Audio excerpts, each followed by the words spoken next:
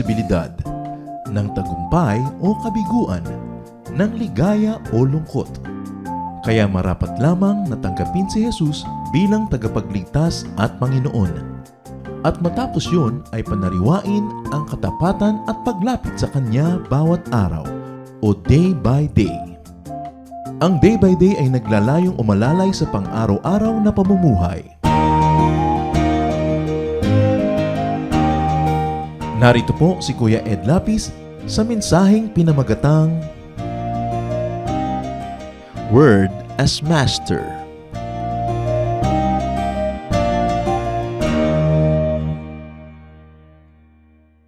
Matthew 12:37. For by your words you will be acquitted, and by your words you will be condemned. Word as Master. Merong nagsabi, ang salita daw na ating nabitawan na nagiging amo natin, habang ang hindi pa natin binibitawan, tayo pa ang amo ng unspoken word. Word as Master. Dear Lord, we ask you to give us a simple message that will help us to become more and more like your Son, Jesus, that will help us to have a life that is free from needless burdens, a life that is filled with peace and joy and love. Forgive us our sins. Cleanse us, O God. Bless us with your teaching. We seek your voice, not anyone else's. Kayo lang ang maging tunay na tagapangaral, na isamin kayo marinig, O Diyos. Turuan niyo po kami. Sa ngalan ng iyong anak na si Jesus, kami sumasamba, nagpapasalamat. Amen. Judges 11:29-31. Then the Lord's Spirit took control of Jephthah, and Jephthah went through Gilead and Manasseh, raising an army. Finally, he arrived at Mizpah in Gilead, where he promised the Lord, if you will let me defeat the Ammonites and come home safely, I will sacrifice to you whoever comes out to meet me first. Laging nakikigera ang Israel sa kanyang mga katabi, kapitbahay, nag-aagaw-agawan sila sa real estate, kaya laging merong gulo. At itong si Jephthah ay tinawag ng Diyos upang magtayo ng hukbo, to raise an army. At siya naman ay biglang gumawa ng isang panata. Sabi niya, papanalunin niyo lang po ako. Pag-uwi ko, kung sinong unang sumalubong sa akin, iaalay ko sa inyo. Magiging sacrifice, papatayin at sasakripisyo para sa kanyang panata. There were two main actions here which should be separated by a studious reader. One was raising an army. Obviously, that was inspired by God. And two, making the vow, which is questionable if inspired by God. Napaghahalo kasi yung dalawang magkaibang ginawa, parang parehong Diyos ang may kagustuhan, but it was the raising of an army that was clearly the will of God. It is not clear if the second action was also Spirit-led. Though at this point, it is also not clear kung ayaw yon ng Diyos. Hindi rin clear kung gusto yon ng Diyos. Napakabigat ng ginawa niyang panata. Sino man daw ang unang lumabas sa kanyang bahay para sumalubong, isa-sacrifice. Yung sinasacrifice ay sinasaksak yon, itinatali, tapos sinusunog na parang isang animal sacrifice. Ang sabi, whoever. Sino naman kaya ang lalabas sa una sa kanyang bahay para siya batiin? Judges 11:32-33. From Mizpah, Jephthah attacked the Ammonites, and the Lord helped him defeat them. Jephthah and his army destroyed the 20 towns between Aroer and Minnith, and others as far as Abel Keramim. So the turn of events point to the first action as being anointed. He was inspired to raise an army, and the result of that army being raised was great victory. Therefore, the first action, the raising of the army, was obviously blessed and inspired. Malalaman natin yon sa result. Judges 11:34. Nanalo ang Jephthah, di uuwi na siyempre. Paano ngayon yung pangalawang action niya na meron siyang panata? When Jephthah returned to his home in Mizpah, The first one to meet him was his daughter.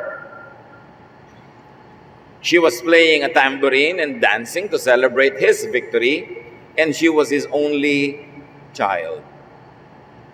This victory is going to become a tragedy dahil siya ay namanata na ang sino ang unang lalabas sa kanyang bahay para siya salubungin, pauwi mula sa kanyang tagumpay, ay kanyang iaalay, a burnt offering. Then, the only daughter, wala namang son, the only child actually, came out. Isang dalagita na nagsasasayaw, may hawak pang panderatas o mga tambourines, at natutuwa siya sa pagbalik ng kanyang ama. Pero merong panata. Judges 11:35. "Oh no," Jephthah cried. Then he tore his clothes in sorrow and said to his daughter, "I made a sacred promise to the Lord, and I must keep it. Your coming out to meet me has broken my heart." But this Jephthah was the author of his sorrow, and not only to be his only sorrow, but sorrow also of other people. Sabi niya, "Oh no, sumumpa ako, namanata ako ng unang lalabas para sumalubong ay iaalay ko, ikaw ang unang lumabas." Pwede siguro sabihin ng daughter, sino pong in-expect niyong unang lalabas? Si Mommy? Baka nga, baka akala si Mommy ang unang lalabas. Si daughter ang unang lumabas. Sabi ng iba, ng mga nag-aaral ng history at culture, pwede din daw na hayop ang unang lumabas para mag-greet sa dumarating na amo. Pero kung ikaw ba naman ang amo na nag-iisip ng matino, may tao sa bahay mo, may hayop sa bahay mo, may asawa ka, may anak ka, gagawa ka ng ganong blanket vow, whoever. It was very careless. And the Bible is silent if that vow was honored by God. Quiet naman eh. The human father grieved. What more the Father in heaven? Kung itong taong ito na anak lamang niya sa laman, yung ngayon ay papatayin, ay nalungkot, di lalo naman yung Ama natin sa langit na nalungkot sa ganitong klaseng kwento. And something is wrong with your perception of God if you think God would be glad that He would still carry out His vow in spite of the terrible consequence. This story could misrepresent God if you don't read it correctly. Hindi sinabi sa kwento na approve ang Diyos sa kanyang panata. Basta na manata lang siya, period. Hindi po lahat ng panata tinatanggap ng Diyos. Lalo kung yung panata ay careless and could result in cruelty to others. The vow, the second action, remember the first action was to raise an army. That was inspired, but the vow was not clearly accepted, ratified, or formalized by God. It could have been a one-way vow. Judges 11:36. "Father," she said, "you made a sacred promise to the Lord, and He let you defeat the Ammonites. Now you must do what you promised, even if it means I must die." Remember Isaac, i-offer din ni Abraham? Willing na willing yung bata, siya pa ang may dala-dala nung panggatong na kahoy, siya pa ang may dala-dala nung mga abubot nila.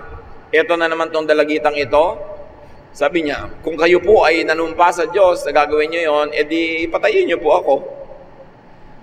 What kind of successful upbringing and conditioning and brainwashing could create such children? Na willing siya to go against the law of nature, which is to preserve one's life, to obey. Alam niyo, inculcation, yung teaching, yung repetition, can shape a child's brain.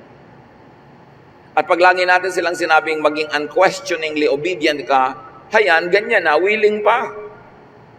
Pag lagi natin silang sinayang na puro po, opo, kahit rapist na, pumapayag pa sila. Ina-abuse na, pumapayag pa sila. Kaya maingat din tayo dapat sa pagtuturo sa mga bata. Kumisan gusto natin silang turuan ng complete and unquestioning obedience. Mabuti ng mabuti kung kayo lang ang kasama sa mundo, paano kung masasamang tao na yung kasama, hindi sila na-train na tumanggi. And in this case, nakita natin na hindi naman lahat ng magulang ay napagkakatiwalaan sa kanilang mga desisyon sa buhay dahil merong nakakapagpahamak sa sariling anak. So ano nangyari? Success in the battlefield translates into failure and disaster at home. Tapos sasabihin, God's will. Pag ininterpret ito na ganon, pumapangit ang imahe ng Diyos. Nadidistort ang tunay na essence and spirito ng Diyos pag binasa nating, wow, ang galing-galing naman ng faith mo, kahit papatayin mo na yung daughter mo, faithful ka pa rin. Wow, ang galing-galing naman ng anak mo, papatayin na, willing pa rin. You mean gusto yun ng Diyos? Gaano natin kakilala ang Diyos? A careless reading of this kind of stories will lead you to wrong conclusions about God. Judges 11:37-39. So pumayag yung bata na siya ikakatayin at susunugin, i-offer. Sabi niya, but first, please let me spend 2 months wandering in the hill country with my friends. We will cry together because I can never get married and have children. It will break your heart. Papayag po ako na ako inyong ialay, pero bigyan niyo muna ako ng 2 buwang palugit. Ako at ang aking mga kaibigang babae ay magpupunta sa lugar-lugar kung saan-saan man. Maybe they'll go to high places, places of prayer. At itatangis, ipagluluksa, iiyak namin ang katotohanang masasawi na ako, mamamatay na ako, hindi na matutuloy ang buhay ko, hindi na ako magkakaasawa, hindi na ako magkakaanak, the end of my life. Verse 38, ang tatay naman, yes, you may have 2 months, Jephthah said. She and some girls left, and for 2 months they wandered in the hill country, crying because she could never get married and have children. Then she went back to her father. He did what he had promised, and she never got married. Ang ganda ng presentation, ibig sabihin, pinatay pa rin. She never got married. Her life was disrupted, discontinued, ended in a sacrifice. The father had 2 months to change his mind. The father had 2 months to go back to God and say, Lord, joke lang po. Lord, nagkamali ako. Anong pagkakakilala mo sa Diyos kung sa palagay mo nagkamali ka, kawawa yung anak mo, nag-iiyak, nagluluksa 2 buwan, and you won't change your mind because of your religious conviction? Religion, when misguided, could be terrible and could make your heart hard and cruel. Maraming cruelty ang ginawa sa ngalan ng Diyos. Ang tanong lang ay, nagustuhan ba yun ng Diyos? Ano ba ang pagkakakilala natin sa Diyos? Mga nagtatakwil ng magulang at anak dahil sa religious conviction. Naghihiwalaya, nagkakagalit ang mga pamilya dahil sa religious memberships. Sa totoo lang, gusto ba yun talaga ng Diyos?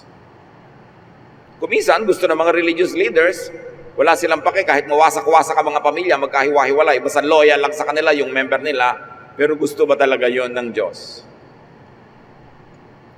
Kahit yung mga church activities nakasabay sa mga national holidays, kasabay sa mga pagtitipon ng mga pamilya, sasabayan ng mga churches, syempre, pipilitin nilang dumalo yung mga member nila. Pero paano yung mga member ng the same family who are not their members? Nagkakahati-hati yung pamilya.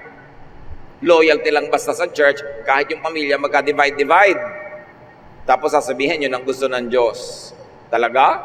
O gusto lang ng religious leaders? Para hindi mabakante yung mga upuan pag nagpipreach sila, kahit na hati ang puso mo, dahil national holiday, magkakasama ang pamilya, pero meron kayong kasabay na activity, unahin ang Diyos. Talaga? Ibig sabihin ba doon, inuuna mo talaga ang Diyos? Kailangan ba talaga mag-contest yan? Hindi mo pwedeng schedule na lahat na pagbibigyan. There can be a lot of thoughtless policies done by people willingly because they think it pleases God.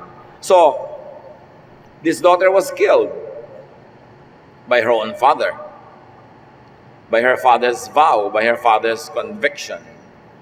And the Bible ends the story there, silent whether it was meritorious or was a demerit as far as God is concerned. So how can we know God's reaction? You refer to God, to God's character, to God's spirit and essence for guidance.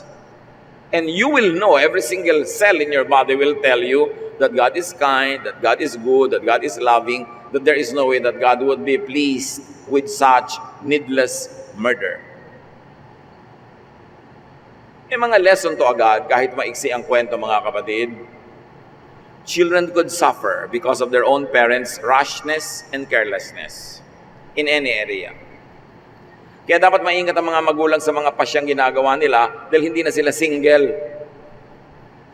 Hindi lang sila mayroong partner, meron pa silang child o children na madadawit, madadamay, mapapahamak pag mali ang kanilang desisyon. Hindi dapat nagpapadalos-dalos, nagpapadala sa damdamin, sa bugso ng damdamin, dahil merong mapapahamak. Children could suffer because of their own parents' faith or religion or philosophy. Even now, in many different ways, some parents can kill their sons or daughters because of their personal conviction. Meron pala silang pangarap, yung anak ang masasakripisyo para sa pangarap. Meron pala silang gusto mangyari na hindi nangyari sa buhay nila, yung anak ang kailangang magpatupad nung hindi natupad sa buhay ng magulang. Pero may sariling buhay ang batang ito. At ang ministry ng mga magulang, ipalakihin sila in the best way so they could be what God meant them to be, not just what we want them to be. And they should never become the collateral damages in our convictions, whether political, religious, or emotional convictions. Children could suffer because of their own parents' unholy or ungodly, albeit religious ideas. Hindi lahat ng religious idea ay godly idea. Kailangan sinasala sa karakter, sa basic and core teachings ng Diyos. Ikukumpara mo, gusto ba talaga ito ng Diyos or not? Children could suffer because of their own parents' ignorance and misconceptions about God. So you refer to God's Spirit, to God's essence, and 1 John 4:8 says, God is love. And anyone who doesn't love others has never known Him. So itatanong mo, is it loving to kill an innocent daughter because of a vow you made? The obvious answer is no. Is it loving to snuff out a life, to discontinue a promising life because you made a vow? Eh bakit hindi mo isacrifice ang sarili mo total ikaw ang nag-vow? Bakit hindi mo sabihin na pagdalutin nyo lang po ako, isa-sacrifice ko sarili ko, bakit yung unang sasalubong sa'yo? It means hindi ikaw. Merong nadamay. So napakadaling isipin na hindi kasali sa binless ng Diyos na usapan yung pangalawang part, yung vow. Kasi hindi consistent sa character of God. Ano naman ang mapapala ng Diyos sa may isang dalagitang mamatay na ipanalo na nga yung gera eh. Marami tayong ginagawang sakripisyo kasi akala natin gusto ng Diyos. Diyos ko, sundin mo lang po ang dasal ko, hindi ako kakain ng siyam na Biyernes. Ano naman ang napala ng Diyos kung nagkaroon ka ng ulcer? Hindi po ako magpapakasarap sa buhay. Ibig mo sabihin, sadista ang Diyos? Makikinig sa dasal mo pag lang nagdusa ka? Ginagawa nating suhol sa Diyos ang ating mga pagtitiis, pagtitika, sometimes even fasting. Well, fasting has very practical use. Kung hindi ka nalang mamamalengke, magluluto, maghahain, magliligpit, para makapag-focus ka sa pagdarasal, better fast. But don't think that you earn some merits just because you go hungry. Physically, when you are hungry, at a certain level of hunger, nagiging mas spiritual ang consciousness. Kaya, useful din some fasting. Pero may mga tao hindi pwede mag-fast, lalo yung mga diabetics. So, hindi yan para sa lahat. May conviction ka dapat, at hindi lang basta conviction, tinitingnan mo yung practical repercussions. Because God is the author of all practical laws that govern life, natural laws that govern the universe. Huwag tayo magpabulag sa ating mga emotion at mga religious convictions. First of all, is it loving to just make a vow that whoever comes out of the house gets sacrificed? That's very careless. Is it loving to keep an obviously flawed vow? 2 months, in-emphasize, 2 months to change his mind. Is it loving to sacrifice one's innocent daughter or whatever the form of daughter is? People who are under our care, under our influence or power, could be the equivalent of that daughter. Religious faith, religious practice could be mistaken. Religious conviction could be wrong and ungodly. Dapat sinisiyasat, sinusuri. Dahil kung talagang sa Diyos naman yan, hindi ma-offend ang Diyos sa sinisiyasat, sinusuri, tinetest mo. God wants you to test every spirit because it might be not from God. The inculcation and over-glorification of blind submission and obedience to authority, to seniors and superiors, could be detrimental to children, to minors, to the weak who cannot defend themselves. Tama, dapat natututunan ng obedience, pero hindi absolute and blind and unquestioning. Habang tinuturuan natin ang mga bata na dapat obedient ka, pero dapat pwede rin silang mga tuwiran, basta polite. At kung may katwiran sila, pwede naman silang pakinggan. Kasi dapat ang nananalo yung katotohanan, hindi yung laging mas matanda. Yung makabuluhan, yung may katwiran. Kawawa ang mga bata na sobrang tinrain, na sobra, absolute, blind, mag-obey. And remember, while 99.99 of parents are very loving, not all are good to their children.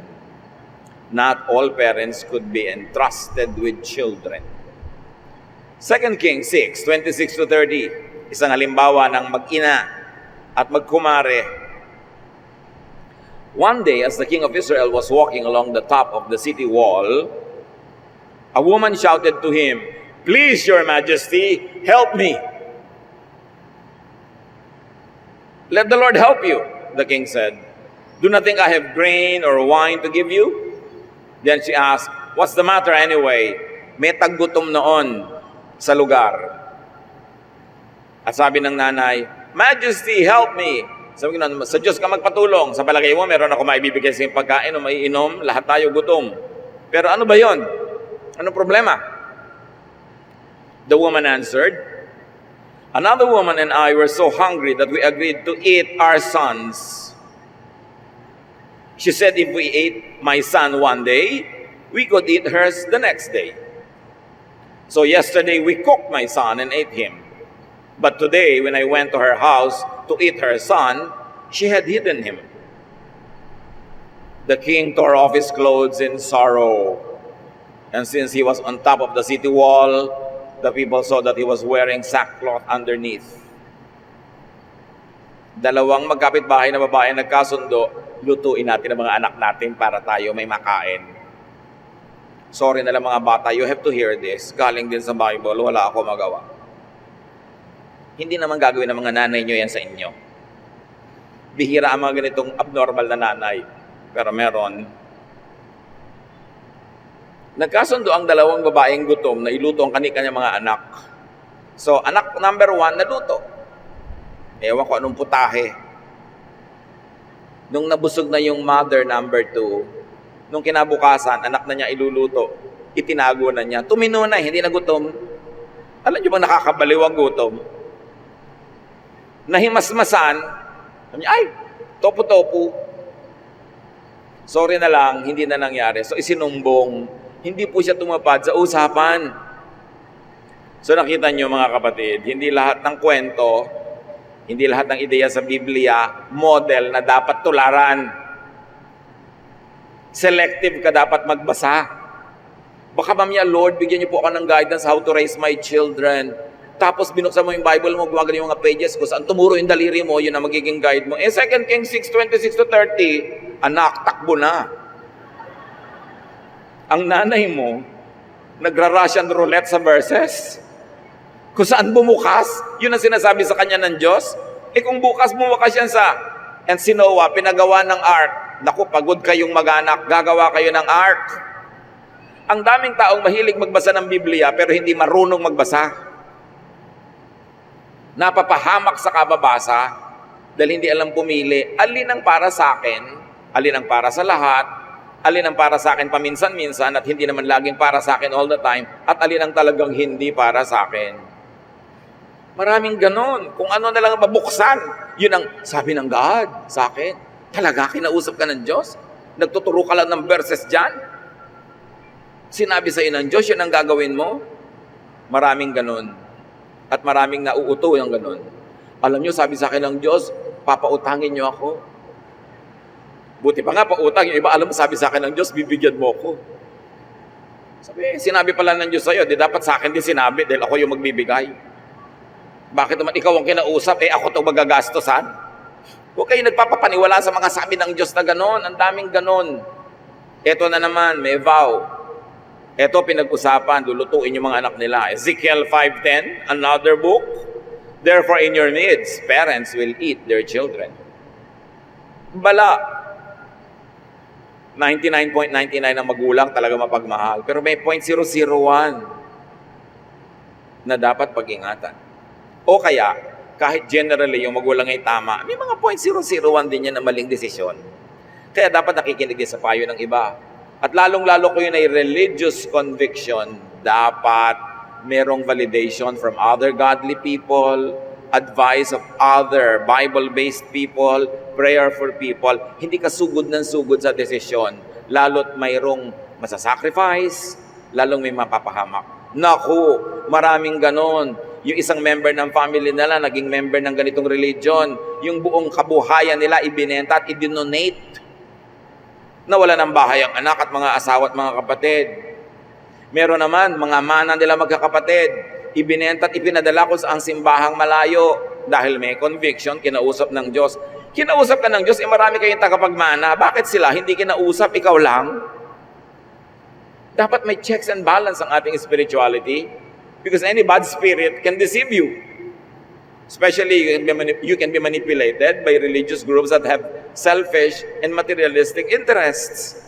Dapat ang tao nag-iisip at hindi basta-basta kumikilos. Humihingi ka ng payo ng iba na hindi involved sa situation mo. Therefore, they can give you objective advice. And there are many ways to eat children. Maybe you eat their dreams. Maybe you eat their personal lives. Maybe we sacrifice their romantic interest because we have another conviction of who they should love. Maraming ganun. Dapat maingat tayo. Because God sets us free. Jesus is freedom. Truth sets free. Hindi nagtatali, hindi nag-o-oppress, hindi nagkukulong ang Diyos. Pero maraming pagtatali, pag-o-oppress at pagkukulong ang ginagawa ng mga tao in the name of God. So titingnan nyo, saan uuwi ito? Saan pupunta itong policy na ito? Saan pupunta itong aking mga ginagawa na ito? Kung ito'y magtatali, magkukulong, mag-o-oppress sa iba, doubt it if it is from God. Kaya nga sa Amerika, sa dami ng mga abusive parents, na-imbento na yung 911, tatawag ang bata sa 911, ipapahuli ang magulang pag siya ino-oppress.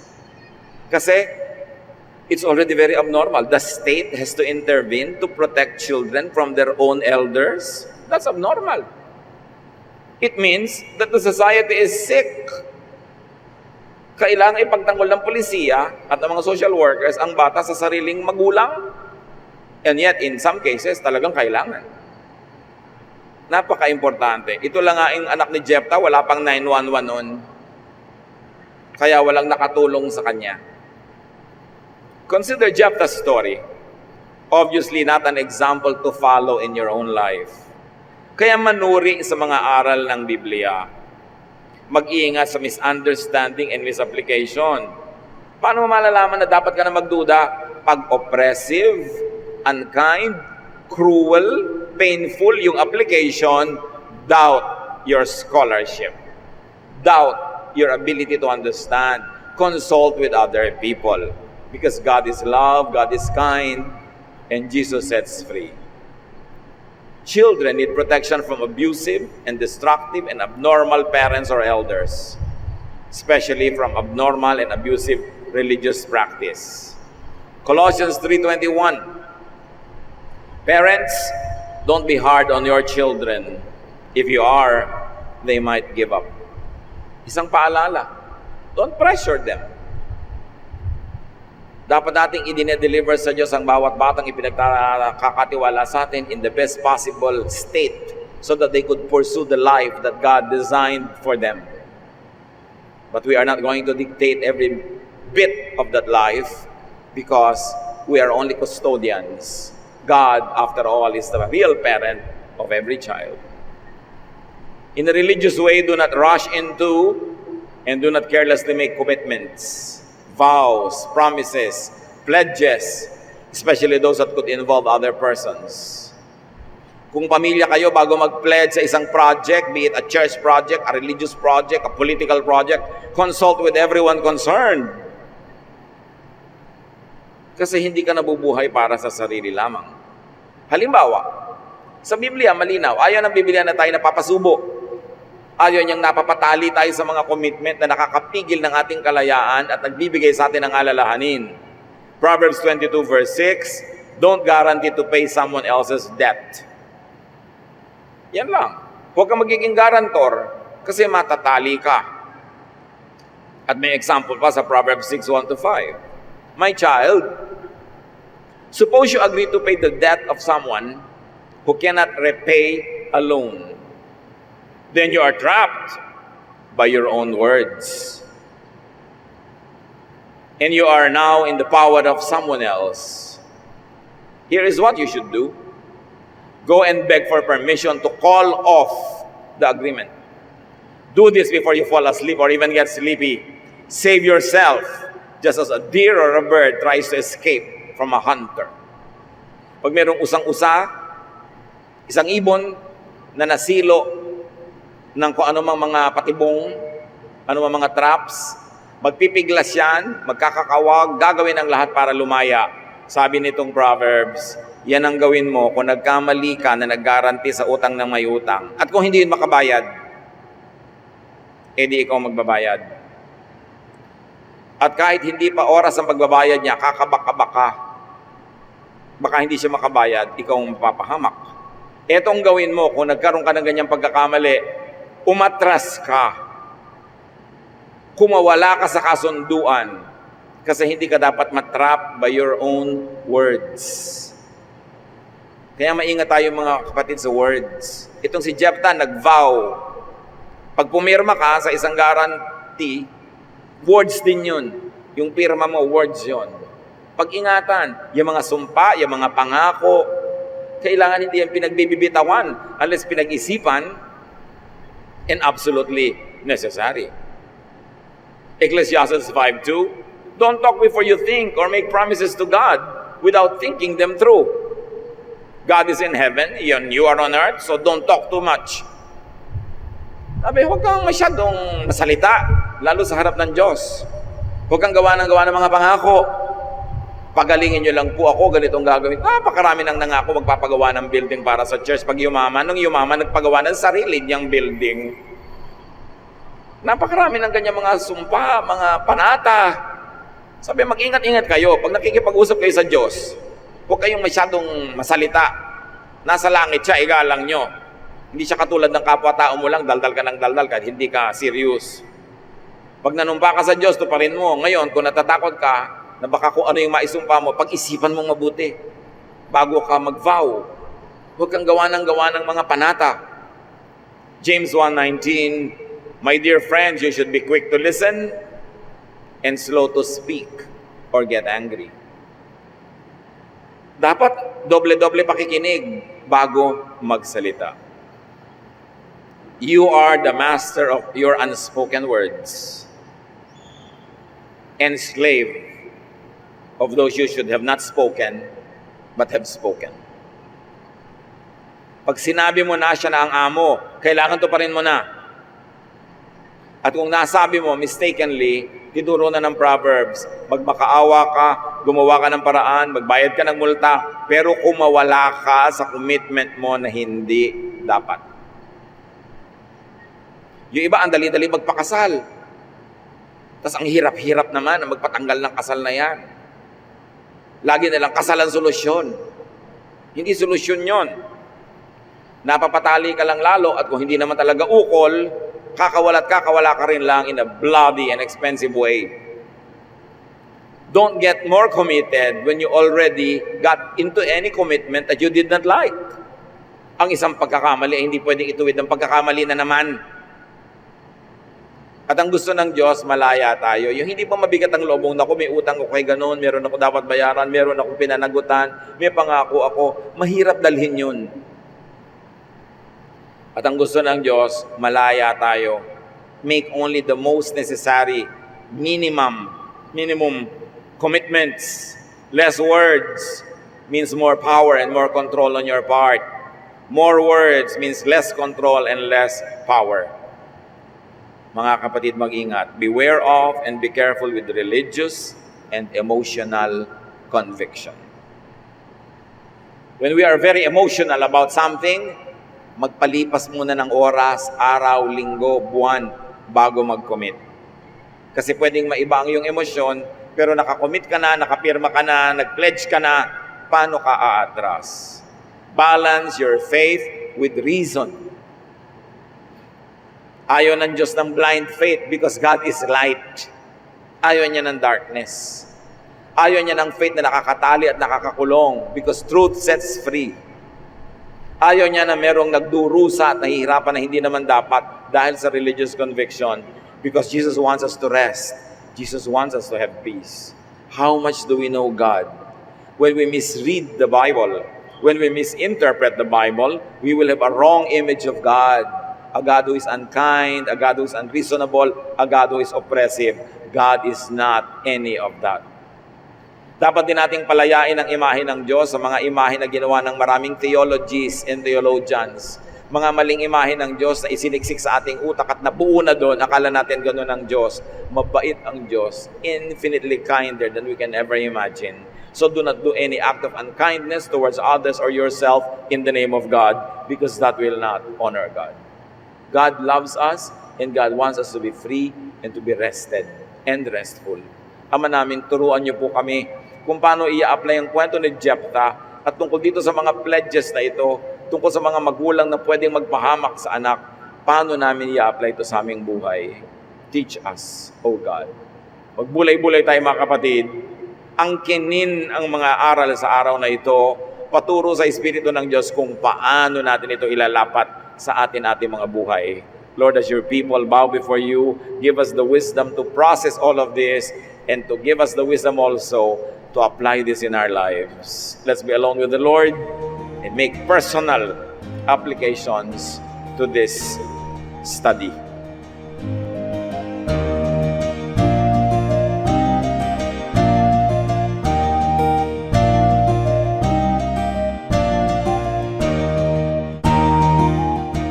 Ang katatapos pong mensahe ni Kuya Ed Lapiz ay pinamagatang Word as Master.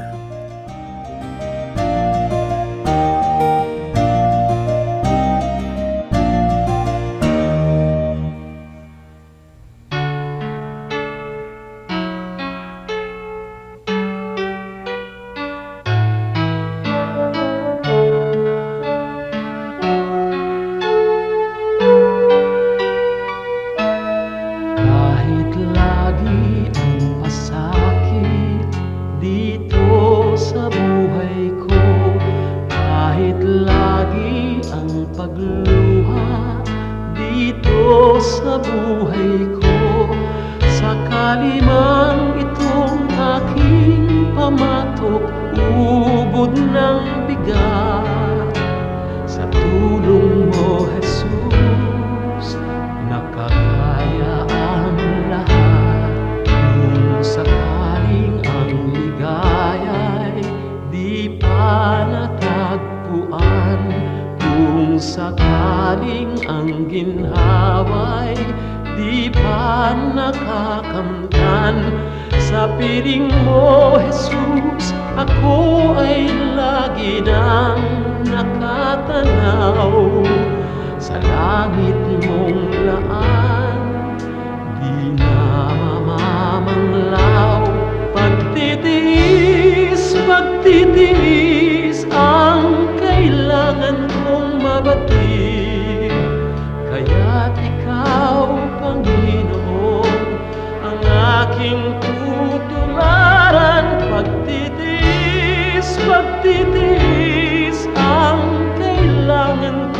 mabatid. Ang buhay ko ay lalago kung mayroong pagtitiis.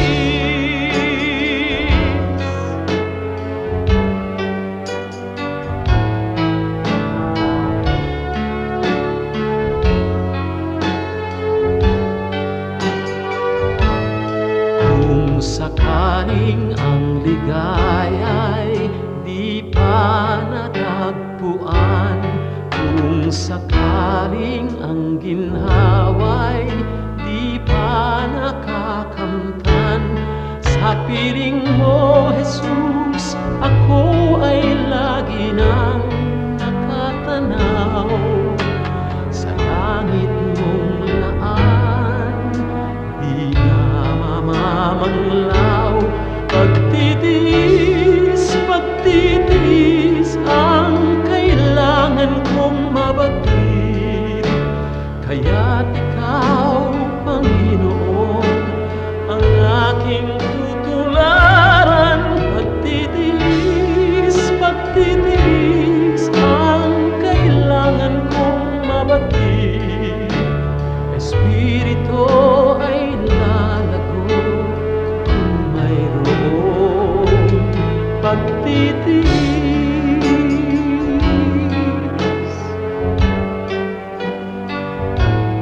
Pagtitiis.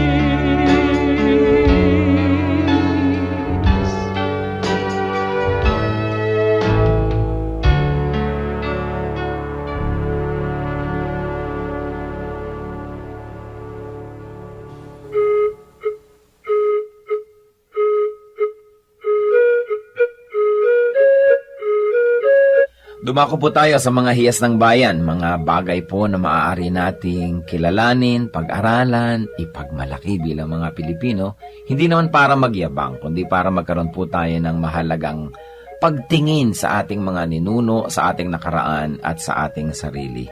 Sabi nga po, ang hindi lumingon sa pinanggalingan ay hindi nakararating sa paroroonan. Kaya mahalaga rin naman na atin pong pagbulay-bulayan, pag-aralan, yung mga karunungan ng ating bayan. At ngayon po ang ating hiyas na itatampok ay isang kasabihan. Bakit po hiyas ang kasabihan?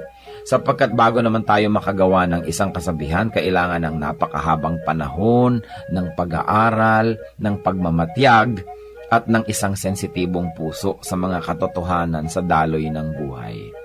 Bawat isang kasabihan po ay maaaring isa o maraming buhay na nagtulong-tulong, nagsama-sama upang makita ang mga batas ng buhay, ang mga daloy ng mga katotohanan. Kaya nga po ang isa nating pagbubulay-bulayan ngayon na kasabihan ng ating bayan na hinango po sa koleksyon ng UP Cultural Dictionary for Filipinos ni Thelma Quintanar at mga kasama. Sabi po ng kasabihang ito, ang bayaning masugatan, nag-iibayo ang tapang. Tama nga naman po. At ito po, kung ibabase natin doon sa kanyang pangunahing kahulugan, yun pong literal, ay totoo naman. Sa mga larangan ng digmaan, yung mga bayani, habang nasusugatan, habang tinatamaan at nagdurugo o kaya po ay lumilipad ang mga punglo sa paligid, ay lalong tumatapang. Yun po yung mga bayani, siyempre may mga duwag na pag nasugatan, umaatras naman.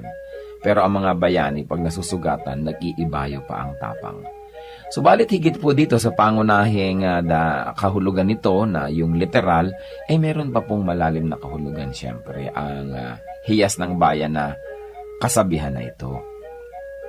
Na ang taong talagang matining ang loob, ang taong talagang mahusay ang kalooban, ang tao na talagang magiting ang kanya pong pagkatao, habang siya po ay hinahamon ng mga nakapaligiran, habang siya po ay pinipilit na ikulong, ay lalo naman siyang nagpipilit na makalaya. Habang siya ay minamaliit, ay lalo naman niyang pinapatunayan ang kanyang kadakilaan. At habang siya po ay pinahihirapan sa kanya pong pagtatangkang makamit ang kanyang minimithi, ay lalo naman po siyang nagsusumigsa at lalo naman siyang nagsisikap na malampasan ang mga hadlang na ibinibigay sa kanya. Yan po ang tunay na kabayanihan. Hindi madaling matakot, hindi madaling umatras, hindi ningas kugon, hindi madaling panghinaan ng loob, at hindi madaling alisan ng damdaming marubdob upang maituloy ang mga dakilang adhikain. Yan po ang isang tunay na kabayanihan. Hindi madaling pigilin ng mga kalungkutan, hindi madaling pigilin ng mga balakid o hirap. At yan po ang isang tunay na kabayanihan. Yung pong tayo ay magkaroon ng isip na kapag naidalangin na natin at nadesisyon na natin gawin na isang bagay, hindi tayo madaling hadlangan. Habang nagkakaroon ng hadlang, lalong tumitibay ang ating determinasyon na ito'y malampasan. Habang tayo nasusugatan, lalo tayong tumatapang. Yan po ang isang magandang kaugalian ng ating bayan na dapat nating alalahanin. Hindi po yung ningas kugon na sabi ng mga banyaga tungkol sa atin, kundi yung kasabihang ito, ang bayaning masugatan, nag-iibayo ang tapang.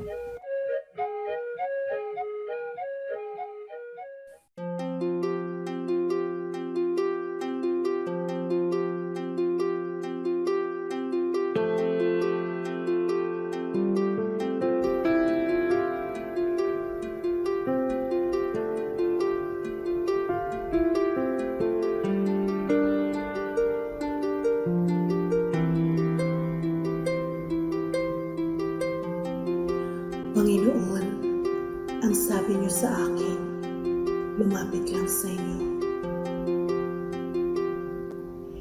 Ibig ko'y diringgin,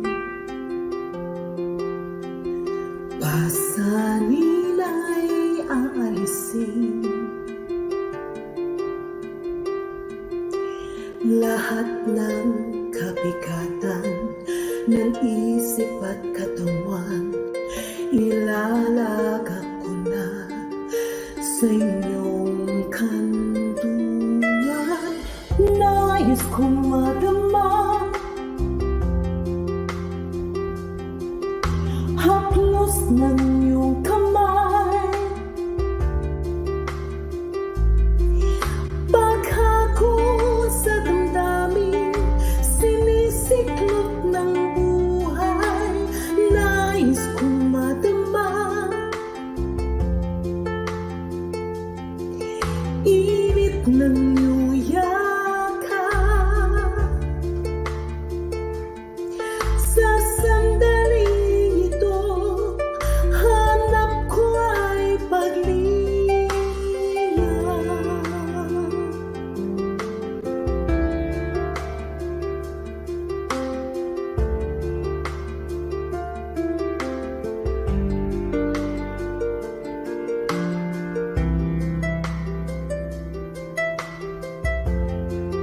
Panginoon, tinatanggap ko po ang inyong paanyaya.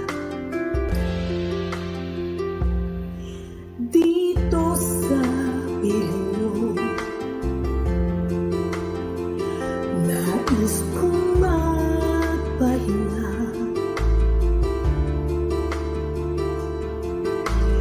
Ang pagod kong puso, naghahanap ng ligaya. Lapatan mo ng lunas, bigyan ng pag-asa. Nais kong madama, haplos ng iyong kamay. Paghakot sa damdamin, sinisiklot ng buhay. Nais kong madama, init ng iyong yakap. Sa sandaling ito, hanap ko ay paglinga.